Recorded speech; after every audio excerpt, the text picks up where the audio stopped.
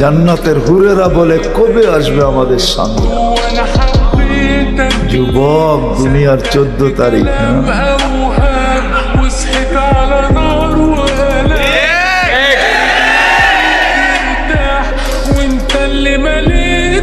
আমি তোমাদেরকে মাতাল করতে চাইতেছি, মাতাল।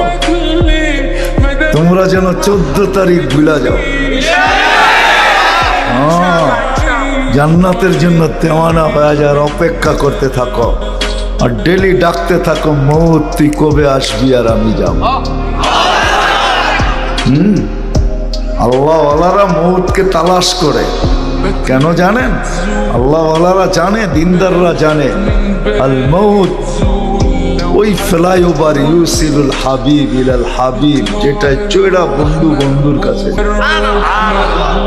যেটা চৈরা মোমেন জান্নাতে যায়।